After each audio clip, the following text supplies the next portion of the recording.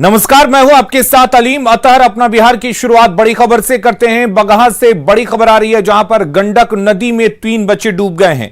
नहाने के दौरान ये तीनों बच्चे डूबे हैं। डूबने से तीनों बच्चों की मौत हो गई है। ग्रामीणों की मदद से निकाले गए हैं बाहर। बगहा के रजवटिया घाट का ये मामला है।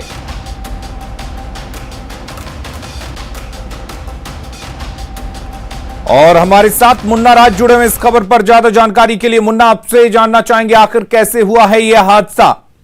जी अलीम, मैं आपको बता दूं कि एक शादी समारोह में सभी बच्चे आए थे। एक ही परिवार के बच्चे हैं और शादी समारोह में आए थे और एक चापाकल लेकर अचानक खराब होता है और नहाने के दौरान ये बच्चों में एकाएक प्लानिंग करते हैं और परिजनों को बिना बताए सभी नदी किनारे चले जाते हैं और गंडक नदी में नहाने की कोशिश करते हैं और इसी नहाने के दौरान ही बच्चे वहीं डूब जाते हैं। हालांकि वहां तत्काल लोग पहुंचते हैं और आनंद फानंद में लोग को अस्पताल भर्ती कराया तो जरूर जाता है, लेकिन डॉक्टरों ने वहां पहुंचते पहुंचते मृत घोषित कर दिया है। तो ये बड़ी दर्दनाक और मार्मिक घटना और एक ही परिवार के सभी बच्चे हैं। जी अली, चलिए, बहुत बहुत शुक्रिया आपका तमाम जानकारी देने के लिए। तो एक ही परिवार के 3 बच्चे गंडक नदी में डूब गए और आपको बता दें, नहाने के दौरान तीनों बच्चे डूबे हैं। शादी समारोह में ये बच्चे आए थे जिनकी डूबने से मौत हो गई है।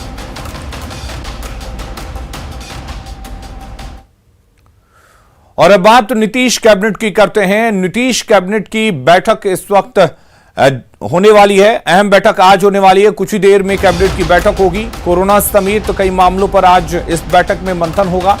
बैठक में कुछ बड़े फैसले लिए जा सकते हैं।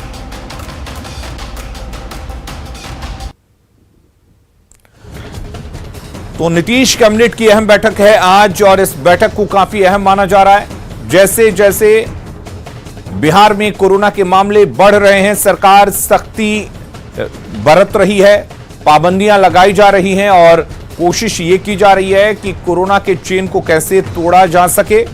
और आज इस बैठक में भी कोरोना सहित कई अहम मुद्दों पर मंथन होने की संभावना है और ये उम्मीद की जा रही है कि इस बैठक में कोरोना को लेकर कुछ और कदम उठाए जाएंगे। बड़े फैसले की उम्मीद आज इस बैठक में की जा रही है, क्योंकि कई जगह पर कई तरह की दिक्कतें भी आ रही हैं, चाहे वो स्वास्थ्य संबंधी हो या फिर व्यवस्थाओं को लेकर हो। इन तमाम चीजों पर इस बैठक में मंथन हो सकता है। और संजय हमारे साथ जुड़े हुए हैं। संजय, कुछ ही देर में यह बैठक शुरू होने वाली है। क्या माना जाए, क्या कुछ अहम फैसले लिए जा सकते हैं और जो हालात हैं फिलहाल उसको देखते हुए कितनी अहम है ये बैठक? देखिए अलीम, अमूमन जो कैबिनेट की बैठक होती है वो मंगलवार के दिन होती है, लेकिन पिछले मंगलवार को, जैसा कि आपको पता है, कैबिनेट की बैठक इसलिए नहीं हो पाई थी कि उस दिन कोरोना को लेकर सभी डीएम और एसपी के साथ वीडियो कॉन्फ्रेंसिंग थी। खुद मुख्यमंत्री नीतीश कुमार उस वीडियो कॉन्फ्रेंसिंग में मौजूद थे और ऐसे में आज शुक्रवार के दिन यह बैठक बुलाई गई है। तो इस बात की संभावना जताई जा रही है कि जिस तरीके से कोरोना के संक्रमण लगातार राज्य में बढ़ते जा रहे हैं, 12,000 से अधिक का आंकड़ा प्रतिदिन जा रहा है, तो राज्य सरकार ने इसको देखते हुए आज नीतीश कुमार की अध्यक्षता में जो ये बैठक होगी, वीडियो कॉन्फ्रेंसिंग के माध्यम से ये दूसरी बैठक होगी इस साल कैबिनेट की। इसके पहले वीडियो कॉन्फ्रेंसिंग से पहली बैठक हुई थी कैबिनेट की। तो निश्चित तौर पर यह संभावना है कि जो कोरोना का संक्रमण लगातार बढ़ता जा रहा है उसको लेकर राज्य सरकार कई और तरह के इंस्ट्रक्शंस जारी कर सकती है। हालांकि पिछले दिनों सरकार ने यह फैसला लिया था कि शाम में 4 बजे दुकानें बंद हो जाएगी और 6 बजे से नाइट कर्फ्यू जो है उसको इम्प्लीमेंट कराया जाएगा। तो आज की जो बैठक हो रही है, निश्चित तौर पर इसमें कई तरह की संभावना है। फाइनेंशियल जो कंडीशन है, कोरोना को लेकर जो तैयारियां चल रही हैं उसको लेकर भी सरकार कोई डिसीजन ले सकती है। तमाम तरह की जो बातें हैं वो सामने आ रही है और देखना होगा। अब से कैबिनेट अब लगभग बैठक शुरू हो गई है, तो इस बैठक में क्या कुछ निकलकर सामने आता है। जी अलीम, हाँ बिल्कुल, ये बैठक शुरू हो गई है, लेकिन क्या उम्मीद की जानी चाहिए? जिस तरह से पाबंदियां बढ़ा दी गई हैं, जो नाइट कर्फ्यू है उसका वक्त बढ़ा दिया गया है, तो क्या और कठोर फैसले लिए जा सकते हैं? और साथ ही जिस तरीके से कई जगह व्यवस्थाओं की कमी भी देखी जा रही है अब भी, तो क्या उनको लेकर भी इस बैठक में अहम फैसले लिए जा सकते हैं? देखिए, संभावना जताई जा रही है कि सरकार कोरोना को लेकर, चूंकि आज शुक्रवार है और शुक्रवार को अमूमन यह बैठक शाम में होती है, दोपहर में यह बैठक बुलाई गई है और सरकार अब क्या रुख अख्तियार करती है कोरोना को लेकर, यह बैठक के बाद ही पता चल पाएगा। फिलहाल कुछ भी कहना प्रीमेच्योर होगा, लेकिन संभावना इस बात की जताई जा रही कि सरकार कोरोना को लेकर कुछ और फैसले ले सकते, चूंकि लगातार कोरोना का संक्रमण बढ़ रहा है। एहतियात जो सरकार अपनी तरफ से इंस्ट्रक्शन जरूर दे रही है, लोग भी जो है सरकार से काफी हद तक इत्तेफाक रख रहे हैं, इंप्लीमेंट भी कराया जा रहा है प्रशासनिक अमले द्वारा। लेकिन जो स्थिति है उसमें सरकार इस बात की संभावना जताई जा रही है कि कुछ और फैसला लेकर कुछ और इशूज जो है उसको भी आज बैठक के एजेंडे के तौर पर रखा गया है। और देखना होगा क्या कुछ बातें आज कैबिनेट की बैठक में तय होती है। थोड़ी देर हमें इंतजार करना होगा, उसके बाद स्थिति स्पष्ट हो पाएगी। अलीम जी, चलिए संजय, बिल्कुल इंतजार करते हैं इस बैठक के खत्म होने का और देखते हैं कि इस बैठक में क्या कुछ निकलकर सामने आता है। बहुत बहुत शुक्रिया आपका तमाम जानकारी देने के लिए।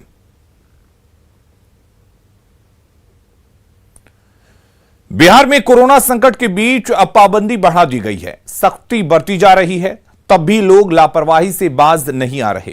कोरोना का समाधान संयम है, विरोध इसका निदान नहीं। संध्या 4 बजे सभी प्रकार की दुकानें बंद कर देंगे, तो आवश्यक सेवाओं की दुकानें खुली रहेगी।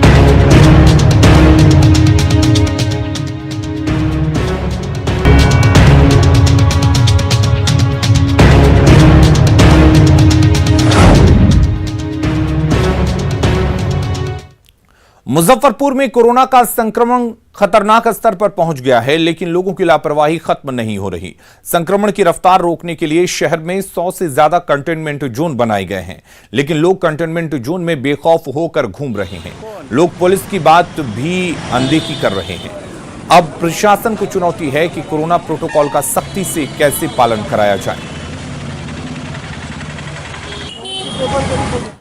ने आज निर्देश दिया है एडीएम राजस्व को, जो उसके नोडल प्राधिकारी हैं, साथ ही अनुमंडल प्राधिकारी पूर्वी जो कि प्रभारी प्राधिकारी हैं उनको भी निर्देशित किया गया है, और साथ ही जो नोडल प्राधिकारी हैं उनको भी कि वहाँ बैरिकेडिंग की जाए। बैरिकेडिंग करने का काम चल रहा है और तमाम तरह के कार्य हो रहे हैं और कंटेनमेंट जोन का अनुपालन कराया जाएगा। मुंबई से काफी तादाद में प्रवासी मजदूर अपने घरों को लौट रहे हैं। रेलवे स्टेशन के बाहर भारी भीड़ देखी जा रही है। प्रवासी मजदूर वही वर्ग है जो पिछले साल यात्रा सेवाएं बंद होने के कारण पैदल या अलग अलग तरीकों से अपने गांव तक पहुंचे थे। देश के कई हिस्सों से मजदूरों के घर वापसी की खबरें आ रही हैं। देश की आर्थिक राजधानी मुंबई से मजदूरों का पलायन भी जारी है। लोकमान्य तिलक टर्मिनस से लगातार मजदूर पलायन कर रहे हैं। इनमें कुछ ऐसे भी लोग हैं जिनके पास पहले से टिकट है और घर में शादी या कोई दूसरा काम होने की वजह से ये जा रहे हैं, और जो मजदूर तबके के लोग हैं उनका काम धंधा बंद होने की वजह से उन्हें अचानक जाना पड़ रहा है, जिसके चलते कुछ को टिकट मिल रहा है तो कुछ बिना टिकट के स्टेशन के बाहर उम्मीद लगाए बैठे हैं।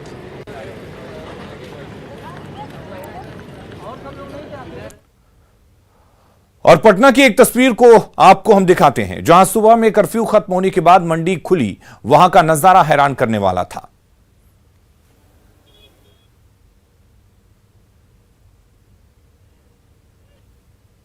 मंडी में पहुंचे बिना मास्क के, आप डरते नहीं है कोरोना से? हाँ, एकदम डरते। देख रहे हैं कि क्या स्थिति है, तो ऐसी परिस्थिति में मास्क पहनना चाहिए ना। जी। आप लोग क्या कर रहे हैं सुबह सुबह मंडी में इस तरीके से भीड़ लगाए हुए हैं? भीड़ थोड़ी लगा, हम जा रहे हैं। और नवादा से भी कुछ ऐसी ही तस्वीर सामने आई है, जहां सब्जी बाजार और फल मंडी में सोशल डिस्टेंसिंग का जरा भी ख्याल नहीं रखा जा रहा है। लोग बड़ी संख्या में घरों से निकलकर सब्जी और फल की खरीदारी कर रहे हैं।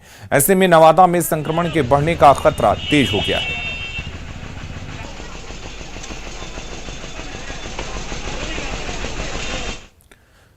छपरा के सरकारी बाजार सब्जी मंडी में भी आम दिनों की तरह भीड़ उमड़ रही है, जिसमें सोशल डिस्टेंसिंग की धज्जियां उड़ती दिख रही हैं। प्रशासन ने सब्जी मंडी में सोशल डिस्टेंसिंग का पालन करने का निर्देश दिया था, लेकिन यहां लोग मानने को तैयार नहीं दिख रहे हैं।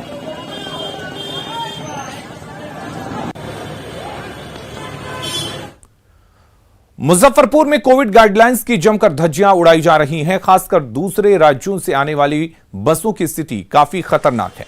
बसों में क्षमता से ज्यादा यात्रियों को भरा जा रहा है, साथ ही उन्हें बेरैया बस स्टैंड के बाहर अन्य स्थानों पर उतार दिया जाता है। वहीं से प्रवासी यात्री बगैर कोरोना जांच के अपने घर चले जाते हैं, जिसकी वजह से स्थानीय लोग खौफ में हैं। वहीं परिवहन विभाग के पदाधिकारी बड़े बड़े दावे करते हैं कि कोविड नियमों का पालन कराने के लिए पदाधिकारी हर पॉइंट पर तैनात हैं, लेकिन कोई कहीं नहीं दिख रहा है। दिल्ली, हरियाणा, पंजाब, गुजरात, महाराष्ट्र, आंध्रा से बसें आ रही है और जो सुधा डेयरी और शनि मंदिर के पास पैसेंजर को उतार दे रहा है। एक बस में जहां 2 लोगों को स्लीपर में जगह है, वहां 5-5, 6-6 लोगों को ठूस के ला रहा है। ना कोई सोशल डिस्टेंसिंग है, ना मास्क है, ना सरकार के गाइडलाइन का कोई पालन कर रहा है। जहाँ भी बेवजह लोग परिचालन कर रहे हैं उस पर रोक के दिशा में जांच किया जा रहा है। सभी पदाधिकारी लोग फील्ड में हैं, सभी लोग अपने अपने क्षेत्र सभी का बांट दिया गया है। सभी के अपने क्षेत्र के अनुसार समय के रोस्टर के अनुसार अपना ड्यूटी कर रहे हैं सड़क पे और सभी लोग काफ़ी मेहनत कर रहे हैं। कोविड के खिलाफ लड़ाई में अब कटिहार जिला प्रशासन के साथ साथ रेल प्रशासन भी कमर कस चुका है। इसी कड़ी में जिला प्रशासन के सहयोग से कटिहार जिला रेल अस्पताल में भी विशेष इंतजाम किया गया है। कटिहार रेल अस्पताल में कुल 26 बेड ऑक्सीजन के साथ हैं, वहीं 15 बेड आइसोलेशन वार्ड के लिए भी तैयार किया जा रहा है।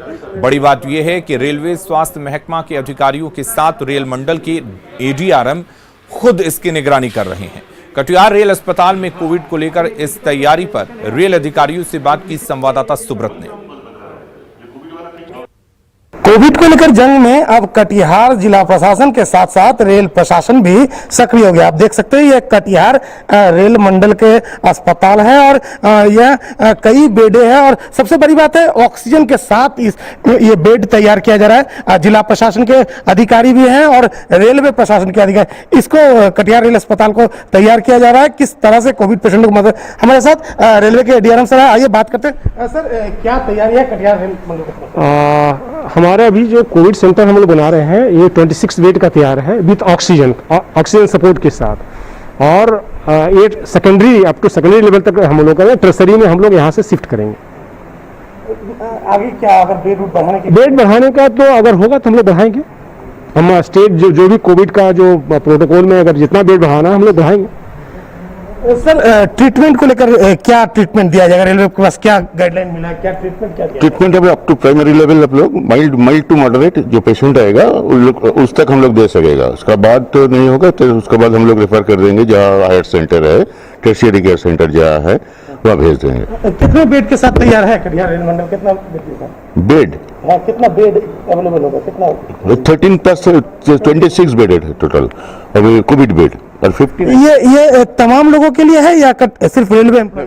अभी जो बात हुआ है 50% स्टेट सिविल के लिए, सिविलियन के लिए एंड 50% रेलवे एम्प्लॉय के लिए। तो निश्चित तौर पर ये कटिहार रेलवे की तरफ से एक बड़ा पहल है और इसमें न सिर्फ रेलवे के पेशेंट बल्कि जो सिविल के पेशेंट भी हैं उनको भी लाभ मिलेगा और रेलवे प्रशासन और सिविल प्रशासन मिलकर ये एक अच्छा पहल किया है। निश्चित तौर पर इसका दूरगामी लाभ मिलने की संभावना है। सुब्रत, न्यूज़ 18 कटिहार। और पटना के बाढ़ में कई ऐसे परिवार हैं जिनमें तमाम लोग पॉजिटिव हो गए हैं और उन्हें खाना तक नसीब नहीं हो रहा। इन पीड़ितों के मदद के लिए ब्लड मैन के नाम से विख्यात मुकेश हिसारिया सामने आए हैं और जिन घरों में तमाम लोग पॉजिटिव हैं उन घरों को चिन्हित कर वहां खाना पहुंचाने का काम शुरू कर दिया गया है। दधीची देदान समिति के साथ मिलकर रोजाना 100 परिवारों तक निःशुल्क खाना पहुंचाया जा रहा है। इस मुहिम में युवाओं की एक टोली भी साथ दे रही है जो लोगों के घरों तक खाना पहुंचाती है। मुकेश हिसारिया ने बताया कि वो शमशान घाटों में लाइन में खड़े लोगों के लिए भी खाने की व्यवस्था कर रहे हैं, साथ ही मास्क, ग्लव्स और सैनिटाइजर भी बांट रहे हैं ताकि लोग सुरक्षित रह सकें। निःशुल्क खाना बांटने की इस मुहिम के बारे में मुकेश हिसारिया कहते हैं कि जब तक लोगों को मदद की दरकार रहेगी वो खाना बांटते रहेंगे। और मास्क भी खाने के साथ वहाँ भेजने का सिलसिला शुरू किया है। तो वहाँ जो लोग हैं वो स्वस्थ वातावरण में एक अपना अंतिम संस्कार की प्रक्रिया पूरा करते हैं। सर, कई लोग ऐसे हैं घर में जो पूरे परिवार संक्रमित है, तो उनके लिए क्या कुछ व्यवस्था करेंगे? हम लोग 2-4 वॉलंटियर हैं और लोगों का फ़ोन आ रहा है। लोग बोल रहे हैं कि हम हमारे एरिया में अगर कोई होगा तो वो पहुँचाने के लिए तैयार हैं और उनके सहयोग से हम लोग उन तक पहुँचाने का प्रयास कर रहे हैं। लोग जुड़ रहे हैं जी। नवादा सदर अस्पताल में कोरोना के बढ़ते मामलों को देखते हुए एक बार फिर से टेलीमेडिसिन सेवा की शुरुआत कर दी गई है। इसके जरिए होम आइसोलेशन में रह रहे लोगों को घर बैठे चिकित्सीय सलाह दी जा रही है। अलग अलग शिफ्ट में डॉक्टरों की टीम को यहां तैनात किया गया है, जहां जारी किए गए नंबर पर जिले भर से लोग फोन कर जरूरी सलाह ले रहे हैं। ये टेलीमेडिसिन सेवा सुदूर ग्रामीण इलाकों में बसे लोगों के लिए वरदान है। कोरोना के बढ़ते मामले को देखते हुए नवादा स्वास्थ्य समिति के द्वारा कई प्रकार की तैयारियां की गई है और लोगों को मेडिकल एडवाइस देने के लिए एक कंट्रोल रूम का निर्माण किया गया है। नवादा डिस्ट्रिक्ट हेल्थ सोसाइटी में कोविड-19 के लिए एक कंट्रोल रूम और टेलीमेडिसिन की शुरुआत की गई है, जिसके तहत यहाँ पे डॉक्टर्स और एक्सपर्ट की टीम को यहाँ पे डिप्यूट किया गया है और उसके लिए कई नंबर भी जारी किए गए हैं। तो यहाँ पे जिले भर से जितने भी लोग जो फ़ोन करते हैं तो हम आपको नंबर दिखाने का कोशिश करते हैं कि इन नंबरों पर जो नवादा के लोग जो हैं वो फ़ोन करके एक्सपर्ट राय ले सकते हैं, जो होम आइसोलेशन में हैं या फिर जो लोग कुछ असहज महसूस कर रहे हैं, तो यहाँ पे इन नंबरों पे कॉल करके लोग उनसे जानकारी ले सकते हैं। इस वक्त हमारे साथ डॉक्टर की टीम मौजूद है, उनसे जानते हैं। बताइए सर, क्या कुछ लोग का क्या फ़ोन आता है, कैसे उसे डील करते हैं? जैसे जो भी पेशेंट जो है होम आइसोलेशन में रहने का जिनको एडवाइस किया गया है, उनको अगर जो कोई भी प्रॉब्लम होती है, फॉर एग्जांपल जैसे फीवर हो रहा है या चेस्ट पेन हो रहा है, मेडिसिन लेने के बाद भी अगर जो कुछ प्रॉब्लम जा रही है तो यहाँ से उनको फिर से वो एडवाइस की जाती है। इसका तो बहुत अच्छा रिस्पॉन्स है, बहुत अच्छे कॉल्स वगैरह भी आते हैं पेशेंट लोगों के, जो खास तौर पे उनके लिए बहुत अच्छा है जो अपने पीएचसी लेवल से 10-12 किलोमीटर दूर रहते, जहाँ दूर पे पीएचसी नहीं है, तो वो पेशेंट के लिए ये बहुत अच्छा है। जो रिमोट एरिया में है और जिनके पास मेडिकल असिस्टेंस काफ़ी देर में पहुंचती है, तो उनके लिए यह टेलीमेडिसिन जो है काफ़ी सार्थक साबित हो रहा है और लोग बड़ी संख्या में इस नंबर पर कॉल करके इस टेलीमेडिसिन का लाभ ले रहे हैं। अनिल विशाल, न्यूज़ 18 नवादा। हाजीपुर में महिलाओं ने आपदा को अवसर में बदला। यहां ग्रामीण इलाकों की महिलाएं मास्क बनाने का काम कर रही हैं। मास्क बनाकर महिलाएं प्रतिदिन 300 से 400 रुपए कमा रही हैं।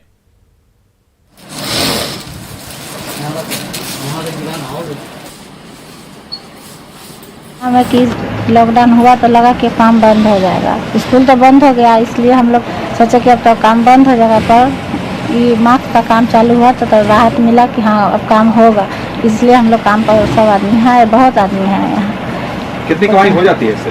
300-400 का रोज है। ये मेरे यहाँ 15 लेडीज से यहाँ काम कर रही हैं और 2-4-5 है जो घर पे ले जाती हैं और काम करती हैं ले जाकर घर पे। कितनी कमाई हो जाती है इन लोगों की कमाई वही 5,000-10,000 ऐसे ना कर लेती हैं, कम से कम। और अब बात उस संकट के समाधान की जो कुछ दिन पहले विकराल हो गई थी, या यूं कहें बिहार में जिस ऑक्सीजन की समस्या बड़ी बन गई थी, अब वो पुरानी बात हो गई है।